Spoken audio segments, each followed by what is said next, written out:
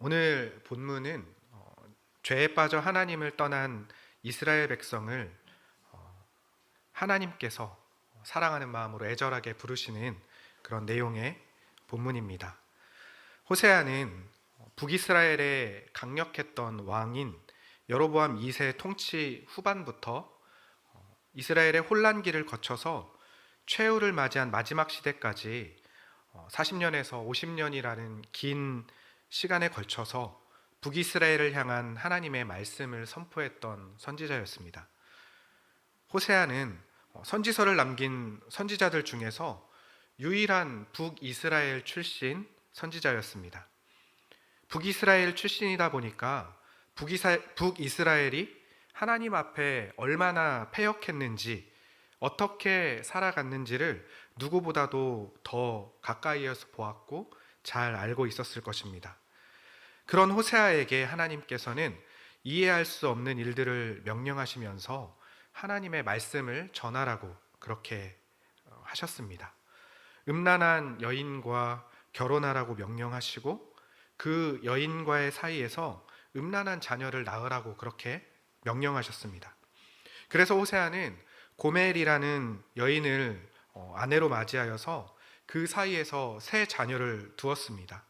그런데 하나님께서 그 자녀들의 이름을 저주의 이름으로 지으라고까지, 그리고 호세아를 떠나 음란한 생활로 돌아간 고멜을 다시 데려오라고 말씀하셨기에 다른 남자에게로 떠나간 고멜을 큰 값을 치르고 데려오는 일까지 순종하며 하나님의 말씀을 전했습니다. 이처럼 호세아는 자신의 온 삶으로 하나님의 말씀을 전달한 선지자였습니다. 하나같이 이해할 수 없고 순종하기 힘든 명령에도 불구하고 호세아는 하나님께서 하신 말씀에 순종하며 하나님의 말씀을 백성들에게 전달했습니다. 하나님께서는 호세아의 가정과 또 애절한 그의 마음을 통하여서 북이스라엘을 향한 하나님의 마음이 어떠신지를 계속해서 보여주시고 말씀하셨습니다. 이미 호세아를 통하여서 이스라엘의 죄악을 경고하시면서 그들에게 심판이 임박했다라고 그렇게 전달했지만 그들은 호세아 선지자의 말을 들을 생각이 별로 없었습니다.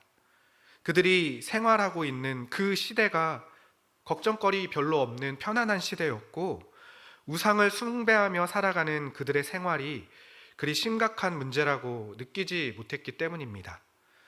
그러기에 호세아가 자신의 인생을 망칠 수도 있을 것 같은 하나님의 명령에 힘들게 순종하면서 하나님의 마음을 전하여도 이스라엘 백성들은 그들의 마음을 하나님께로 돌이킬 생각을 전혀 하지 않았던 것입니다.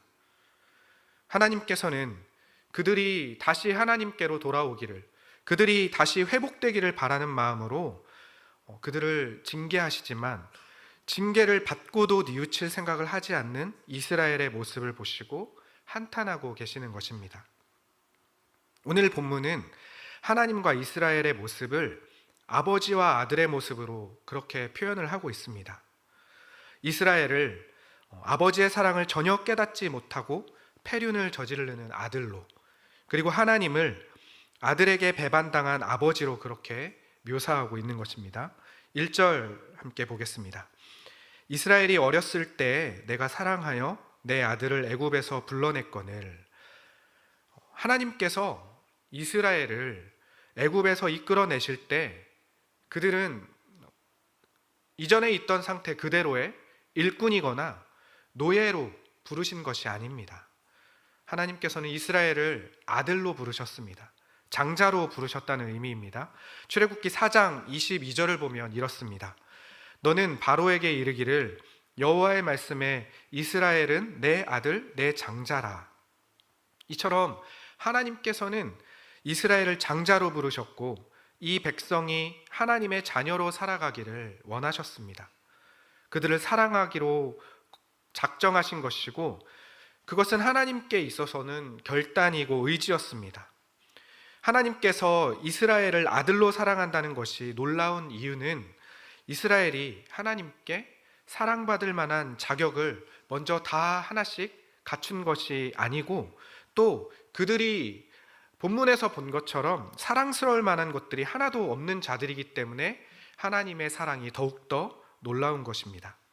이처럼 하나님께서는 이스라엘을 아들 삼으시고 아버지의 사랑을 보여주셨습니다. 여러분들도 공감하시겠습니다. 부모와 자녀 관계는 정말로 특별합니다. 그러기에 아버지와 아들이라는 관계는 지금 우리의 감정과 또 우리의 정서로 이해하기에도 충분히 이해될 만큼 큰 의미가 있는 관계입니다. 그런데 이스라엘의 배경이 되는 중동 사회에서는 아버지와 아들이라는 관계의 그 의미가 우리의 이해보다 조금은 특별함이 있습니다. 그 당시 사회에서 아들은 아버지와 분신과 같다라고 그렇게 여겼습니다. 특히 장자의 경우는 아버지의 모든 것을 이어받는 경우가 대부분이었습니다. 가문의 유산과 기업, 그리고 대대로 이어오던 모든 그 가문의 정신과 재산, 직업, 기술, 심지어는 영혼까지도 다 장자에게 그대로 전달된다고 여겼기 때문에 그들이 이해하는 아버지와 아들의 관계는 그렇게 결코 끊을 수 없는 특별한 관계였습니다. 하나님께서 이스라엘에게 기대한 것이 바로 이와 같은 관계입니다. 하나님께서는 이스라엘을 향하여서 하나님의 모든 것을 다하여서 사랑하셨고 이스라엘도 그렇게 하나님만 바라보며 하나님만 사랑하기를 그렇게 원하신 것입니다. 아버지이신 하나님을 닮아가는 삶을 원하신 것입니다. 아버지가 아들에게 모든 것을 다 주기를 원하고 아들은 아버지의 모든 것을 이어받는 것, 마치 아버지를 닮은 자랑스러운 자녀로 살아가기를 원하는 것처럼 하나님께서는 이스라엘을 자녀로 부르신 것입니다. 그런데 이스라엘 백성들은 아버지이신 하나님의 사랑을 외면했습니다. 2절입니다. 선지자들이 그들을 부를수록 그들은 점점 멀리하고 바알들에게 제사하며 아로 새긴 우상 앞에서 분향하였느니라. 하나님께서 계속해서 이스라엘 백성들을 부르셨지만 선지자를 계속해서 그들에게 보내시면서 선지자들을 통하여서 이스라엘을 향한 하나님의 마음을 계속해서 전달했지만 이스라엘은 그 부르심에 대해 외면하고 점점 더 하나님을 떠나 멀리 나아갔습니다. 하나님께서 부르신다는 것은 하나님의 아들로, 하나님의 소유로 살아가기를 요구하신다는 것입니다. 하나님께서는 이스라엘 백성들을 향하여 하나님의 자녀로 살아가기를 요구하셨고 자녀로 살아가는 법을 계속해서 가르치셨지만 아버지가 부르면 부를수록 아들은 아버지를 점점 더 멀리 떠나간 것입니다. 이것이 하나님이 이스라엘 백성들을 부르시는 그 부르심에 대한 반응이었습니다. 하나님은 그들을 거룩한 하나님의 백성, 하나님의 자녀로 특별하게 부르셨지만 그들은 특별하기를 원하지 않았습니다. 오히려 그들은 세상의 아들들이 되기를 원했고 풍요를 누리는 가나안 사람이 되기를 원했습니다. 하나님께서는 영광스러운 하나님의 백성으로 살아가기를 원하시고 그들이 세상에서 거룩하게 구별되기를 바라셨지만 그들은 힘써서 땅의 것들을 찾아 살아가고 또 그것들을 닮아가려 몸부림쳤습니다. 이스라엘 백성들은 왜 하나님께서 부르시는 음성을 따라서 하나님의 자녀로 살아가는 길에서 떠나갔을까요? 이유는 간단합니다. 왜냐하면 하나님을 떠나서도 잘 살 수 있다고 생각했기 때문입니다. 하나님을 떠나서 내가 내 주인 되어서 살아갈 수 있다고 여겼기 때문입니다. 하나님의 자녀로 이 땅을 살아가는 일은 결코 쉬운 일이 아닙니다. 때로는 귀찮기도 한 일이고 고된 일이기도 합니다. 편한 길이 있어도 돌아가야 하고 안주하고 싶은데 머물러 있고 싶은데 나아가야 하기도 합니다. 끊임없이 속삭이는 주인됨의 유혹을 포기하고 하나님의 주인됨을 택하고 따라야 하는 것이 하나님의 자녀로 살아가는 삶이기 때문입니다. 하나님의 자녀는 이 땅에 살면서 하나님의 주인 되심을 인정하며 믿음으로 살아가는 자들입니다. 그 길이 세상의 기준과 관점으로 보았을 때 위대해 보이지 않아도, 그리고 나를 빛나게 보이지 않게 하더라도 우리는 이끄시는 하나님의 뜻대로 묵묵하게 그 길을 걸어가는 자들입니다. 나의 영광이 아니라 하나님의 영광이 전부인 자로 살아가는 것이 우리들의 자녀로서의 삶인 것입니다. 그런 의미에서 이스라엘 백성들은 하나님의 자녀로 이 땅에서 믿음의 길을 걸어가기를 포기했습니다. 하나님의 영광이 아니라 자신의 영광을 선택한 것입니다. 자기가 주인이 되기를 선택했습니다. 더 편안하고 부유해지는 것이 그들에게 더 좋은 것이다 라고 여기고 그 길을 따라갔습니다. 세상에서 얻는 것들이 나를 보호하고 나를 더 강하게 만든다고 생각했습니다. 하나님의 자녀로 살아가는 불편함을 감수하는 것보다 우상 앞에 엎드려서 우상이 준다는 삶의 편안함을 선택한 것입니다. 그것들만 있으면 하나님 없어도, 하나님이 함께 하시지 않아도, 하나님 말씀에 따르지 않아도, 하나님을 떠나서도 잘 살아갈 수 있다고 생각했던 것입니다. 그래서 그들은 결국 그들의 영광과 명예를 스스로 만들고자 애쓰며 살아갔습니다. 사실 호세아 선지자가 책망하고 있는 이스라엘의 우상 숭배는 출애굽 때부터 이어져 왔기 때문에 그리 놀랄 만한 일은 아닙니다. 마치 이스라엘 백성들은 우상 숭배에 중독된 듯 우상을 끊지 못하고 매달리며 살아왔습니다. 하지만 하나님께서는 이스라엘을 계속 용납하시고 기다리셨습니다. 하나님께서 이스라엘을 어떻게 사랑하시고 어떻게 보살폈는지 3절, 4절 말씀에 잘 표현되어 있습니다. 우리 3절, 4절 말씀 함께 읽어보도록 하겠습니다. 그러나 내가 에브라임에게 걸음을 가르치고 내 팔로 안았음에도 내가 그들을 고치는 줄을 그들은 알지 못하였도다. 내가 사람의 줄 곧 사랑의 줄로 그들을 이끌었고 그들에게 대하여 그 목에서 멍에를 벗기는 자 같이 되었으며 그들 앞에 먹을 것을 두었노라. 여기서 에브라임은 북이스라엘을 대표하는 지파인데 본문에서는 에브라임은 북이스라엘을 표현하는 말입니다.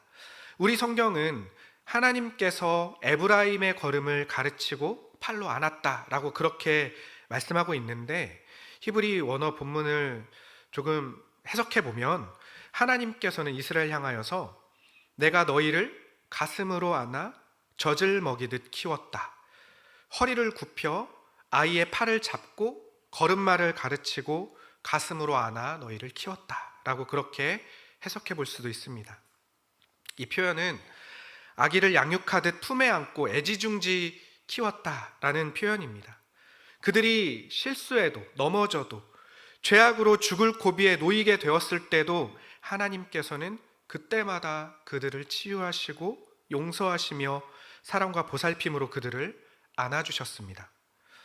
우리가 아침 경건의 시간에 출애굽기를 함께 묵상하고 있는데 광야에서 겪는 사건들에 대한 이스라엘의 모습과 반응들만 봐도 우리는 이스라엘이 하나님께 어떤 모습을 보이는지를 너무나 쉽게 볼 수 있습니다.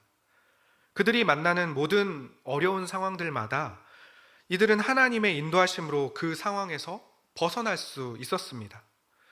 그러기에 결과는 항상 하나님께서 그들을 도우시고 인도하시는 선한 결과를 만나게 되었지만 그 과정에서 그들은 하나님께서 그들을 치료하시고 동행하시고 하나님의 계획대로 그들을 인도하실 것을 매 순간 확신하지 못했습니다.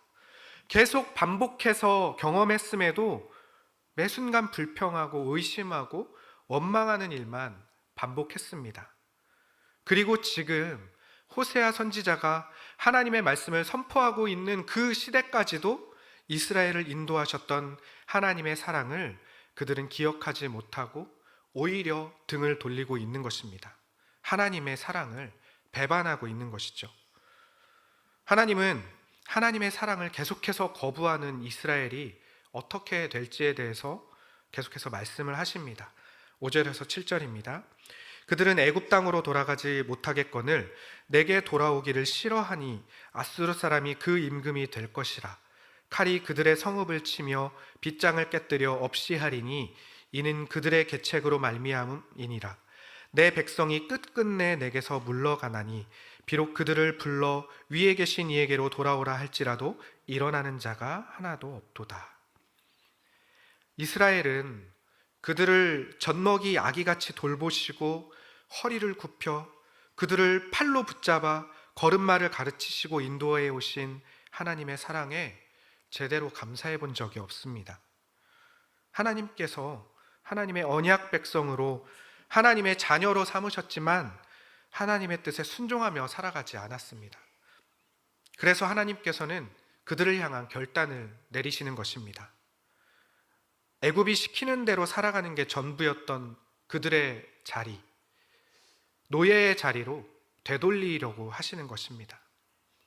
그들을 건지셔서 하나님을 섬기는 자유의 백성으로 하나님께서 부르셨지만 그들은 하나님 섬기기를 거부했습니다. 하나님의 말씀에 순종하기를 거부했다는 것입니다. 하나님이 그들을 이끌어내셔서 허락해 주신 그 자유는 육체의 자유로 끝나는 것이 아닙니다. 그들을 올가매는 세상의 것들로부터 완전한 자유를 누리게 하신 것입니다. 하지만 그들은 끝내 하나님의 주인 되심을 싫어했습니다. 예전 애굽의 노예 때처럼 그저 붙들린 존재, 세상의 메인 존재로 살아가기를 스스로 원했던 것입니다. 하나님께 벗어나는 삶, 그래서 마음껏 내 마음대로 사는 것이 더 자유로운 것이라고 여겼지만 사실 그것은 세상의 종으로 살아가는 것일 뿐입니다. 6절의 말씀에서 빗장을 깨뜨린다라는 표현의 이 빗장이라는 단어는 여러 의미가 있지만 자랑이라는 의미로도 사용할 수 있는 단어입니다. 그러기에 이스라엘의 자랑은 세상의 풍요로움에 있었다라고 그렇게 해석을 해볼 수도 있는 것입니다. 이스라엘의 자랑은 세상에서 좋아 보이는 것들, 풍요로움에 있었습니다. 풍요로움이 자신을 빛나게 하고 나를 더 강하게 하며 영광스럽게 한다고 그들이 실제로 여겼기 때문에 풍요를 준다고 하는 바알 같은 거짓 우상을 섬기는 일도 서슴지 않고 몰두했던 것입니다. 하나님께서는 이제 그들이 자랑으로 여기는 것들을 끝장내려고 하십니다. 우리는 우리의 자랑거리가 무엇이 되는지 잘 살펴볼 필요가 있습니다. 자랑한다는 것은 그것을 드러내고 싶다는 것과 같습니다. 그리고 그것을 더 추구하고 원한다는 의미입니다. 그러니 우리의 자랑은 어떤 물건이나 어떤 상태, 어떤 위치로 국한되어서는 결코 안 되는 것입니다. 우리의 자랑은 다른 어떤 것이 아니라 지금 우리가 하나님의 손에 붙들려 있느냐가 되어야 하는 것입니다. 세상이 판단하기에 보잘것없어 보이고 정말 자랑할 만한 것들이 하나도 없어 보인다고 하더라도 우리가 하나님 손에 붙들려 있다면 그것은 너무나 그리고 충분히 자랑할 만한 일이고 영광된 일인 것입니다. 하나님께서는 이스라엘이 자랑하는 것들을 무너뜨리고 다시 노예의 때로 되돌리시겠다고 말씀하십니다. 하나님께서 계속해서 부르시고 기다렸지만 끝까지 회개를 거부하는 백성들을 향한 최후 결정과도 같습니다.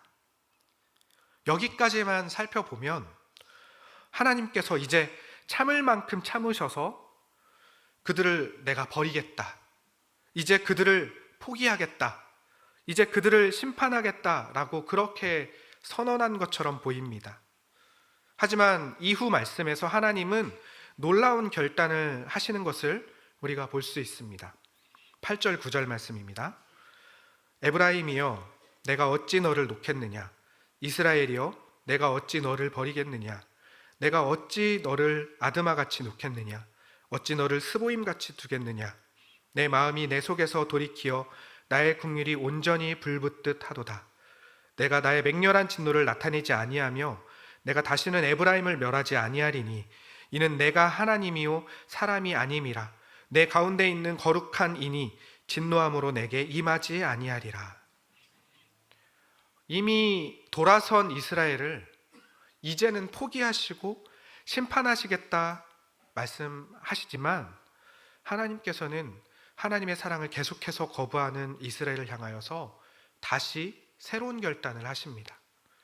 하나님의 결정은 마치 내가 너를 버리려고 해도 버릴 수가 없다. 아무리 화가 나도 화나는 대로 할 수가 없다라고 그렇게 말씀하시면서 소갈이하는 모습으로 비춰집니다. 우리는 둘째 아들의 비유를 너무나도 잘 알고 있습니다. 당시 문화적이나 시대적인 배경으로 둘째 아들과 아버지의 상황을 좀 더 살펴본다면 아들이 아버지와 가족을 등지고 떠난 상황은 이미 아버지와 관계가 끊어진 상태라고 여길 수 있습니다. 이런 행동은 중동의 문화에서는 결코 용서될 수 없는 일이기 때문입니다.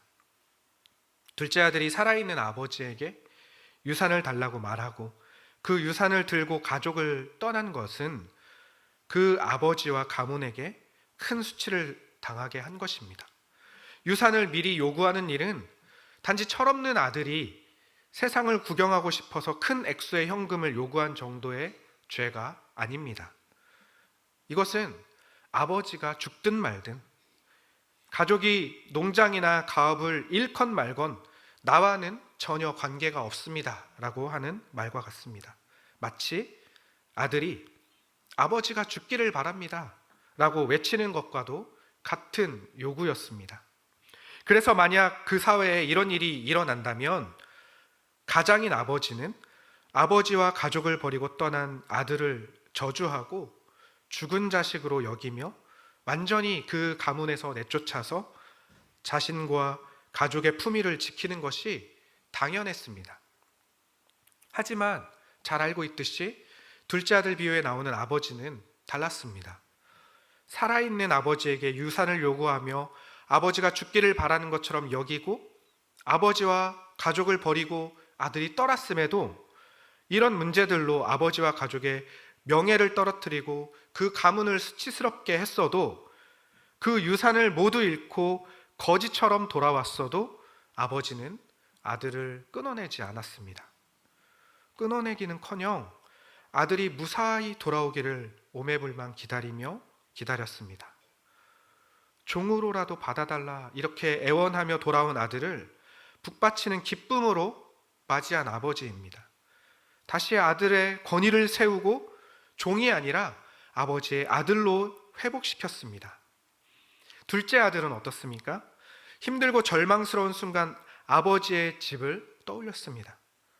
자신이 갖게 된 그 재물들과 명예들이 보잘것없는 것임을 깨달았습니다.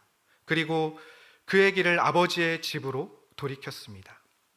아버지를 떠난 자신은 아들로서 자격이 없다고 생각했지만 아버지에게 종으로라도 받아달라고 간청해서 돌아오기로 결단한 것입니다. 분명 아들은 실수했습니다. 가장 큰 실수는 아버지의 재산을 모두 잃은 것이 아니라 아버지를 떠난 것입니다. 아버지를 떠나 아버지의 집을 떠나 나만의 집, 나만의 왕국을 세울 수 있다고 생각했던 것입니다. 하지만 아버지는 다른 어떤 것보다도 아들이 자신을 떠났다는 것을 못 견디도록 슬퍼하시며 아들을 기다렸고 돌아온 아들을 있는 그대로 받아들였습니다. 아들이 다시 아버지의 아들로 살아갈 기회를 주시고 다시 아들의 지위를 회복시키셨습니다. 하나님의 사랑도 마찬가지입니다. 죄를 처벌하기 위하여서 이 자녀들이 죄를 짓나 안 짓나 처벌하기 위하여서 못 견디시는 것이 아니라 아버지를 떠나는 자녀를 보기에 못 견디시는 것입니다.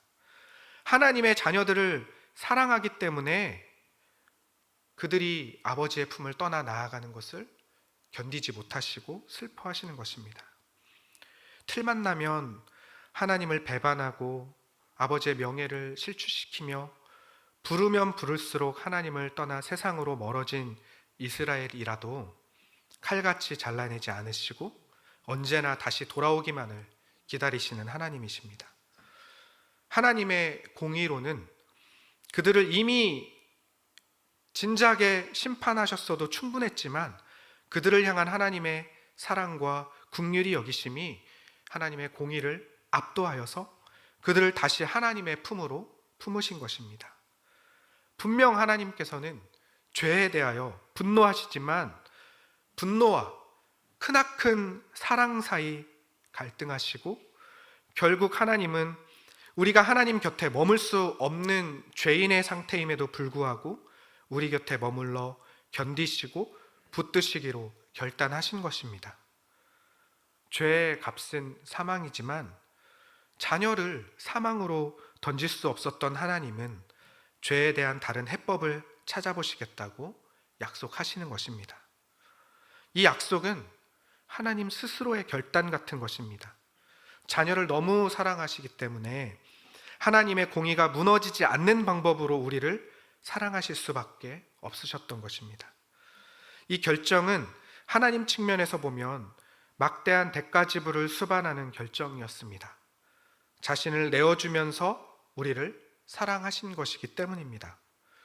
하지만 우리를 사랑하시기에 고통의 길을 선택하셨습니다. 하나님께서 그 결정을 내린 순간부터 자녀들을 하나님께 돌아오게 하려고 십자가를 지는 데까지 나아가는 열렬한 불붙는 사랑을 보여주신 것입니다. 용서할 수 없는 자를 용서하시고 버림받아 마땅한 자를 버리지 않고 품으시는 것은 오직 하나님만 하실 수 있는 일입니다. 그러기에 하나님께서는 끝까지 우리를 포기하지 않으시고 사랑하시며 우리를 계속해서 부르십니다. 계속해서 하나님의 자녀로 살아갈 기회를 주시고 우리를 용납하시는 것입니다. 말씀을 정리합니다. 사랑하는 성도 여러분, 우리는 둘째 아들처럼 아버지를 떠난 세상은 절망이라는 것을, 내가 주인 돼서는 그 어떤 것도 이루거나 세울 수 없다는 것을 깨닫고 주님께로 날마다 돌이켜야 합니다.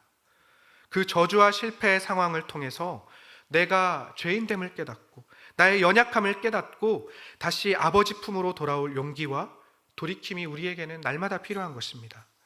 하나님 품으로 돌이키기만 한다면 기다리시는 하나님께서는 그때마다 기회를 주시고 회복시키십니다. 아들의 권위를 세우시는 사랑의 하나님이시기 때문입니다. 이것이 하나님 아버지의 사랑입니다. 버려지고 심판받아도 이상하지 않은 우리를 품으시고 회복하십니다.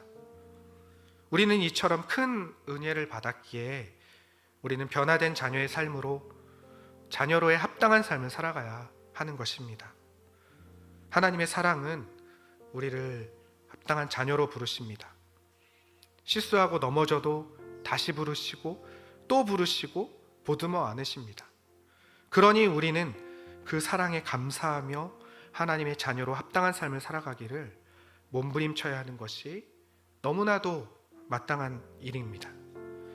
하나님의 자녀로 합당한 삶으로 살아간다는 것은 우리가 세상의 기준점 어느 정도를 통과해서 그리고 어떤 것을 이루어서 무언가를 하나님께 값을 지불해 드려야 하는 것이 아닙니다. 하나님의 자녀로 합당한 삶은 어떤 자리, 어떤 형편에서든지 하나님의 주인됨을 인정하고 그 길을 따르는 것입니다. 나의 모든 영광을 내가 만들어가는 것이 아니라 하나님이 만들어 가시고 우리는 그 길을 단지 따르는 자들임을 고백하는 삶입니다. 지금 서 있는 우리의 자리에서 우리를 살게 하는 힘과 능력이 하나님으로부터이고 그 사실을 날마다 고백하며 하나님의 자녀로 살아내는 것입니다. 하나님은 우리가 하나님의 자녀로 하나님만 바라보고 하나님만 사랑하기를 원하십니다.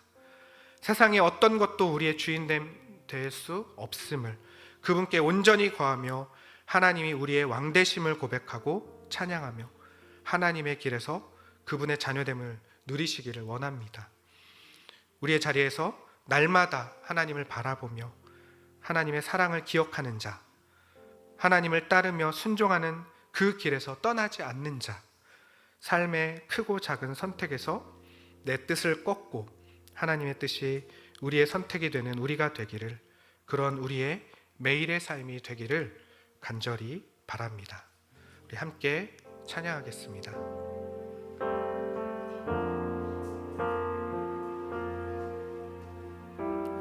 하나님께서 우리에게 주신 그 크신 은혜와 사랑을 삶으로 고백하기를 소망합니다. 아버지 사랑 내가 노래해, 아버지 은혜 내가 노래해, 아버지 은혜 내가 노래해. 그 사랑 변함없으신 거짓 없으신 성실하신 그 사랑, 상한 갈대 꺾지 않으시네, 상한 갈대 꺾지 않으시네, 꺼져가는 등불 끄지 않는, 꺼져가는 등불 끄지 않는 그 사랑 변함없으신 거짓 없으신 성실하신 그 사랑,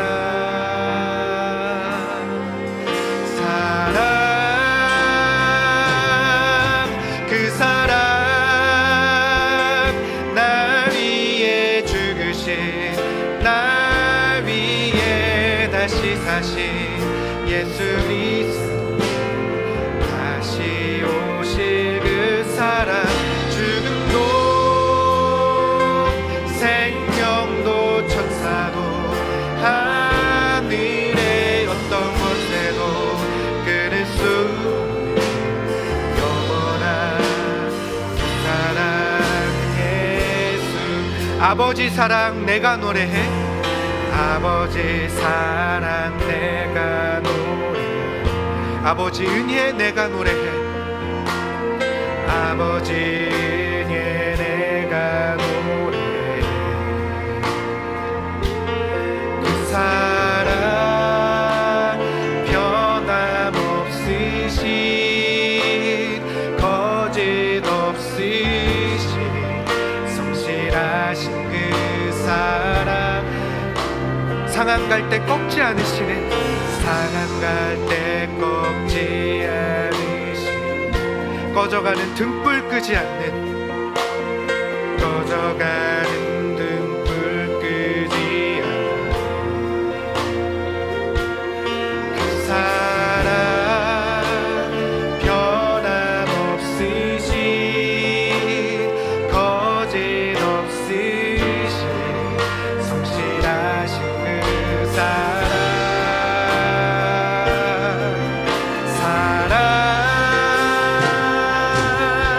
그 사랑 날 위해 죽으신, 날 위해 다시 사신 예수 그리스도, 다시 오실 그 사랑, 죽음도 생명도 천사도 하늘의 어떤 곳에도 끊을 수 영원한 그 사랑 예수. 그 사랑 날 위해 죽으신 그 사랑, 날 위해 죽으신, 날 위해 다시 사신 예수 그리스도, 다시 오실 그 사랑, 죽음도 생명도 천사도 하늘의 어떤 곳에도 끊을 수 영원한 그 사랑 예수. 하나님 아버지의 변함없이 놀라우신 사랑을 우리가 찬양합니다. 날마다 실수하고 아버지의 품을 떠나 살아보려고 몸부림치는 우리를 끝까지 기다리시고 용납하시는 그 하나님 아버지의 사랑이 얼마나 놀라우신지 우리는 날마다 새롭게 깨닫고 주님 앞에 엎드릴 수밖에 없는 자들임을 고백합니다. 하나님 아버지, 우리를 위하여 견디시고 내어주시는 그 하나님의 은혜와 사랑을 우리 삶으로 살아내게 하여 주시고, 주님이 주인 되심이 드러나는 나의 작음과 하나님의 크심을 나타내는 우리의 하루가 되게 하여 주시옵소서. 하나님 아버지의 사랑에 감사드리며 살아계신 예수님의 이름으로 기도드립니다. 아멘.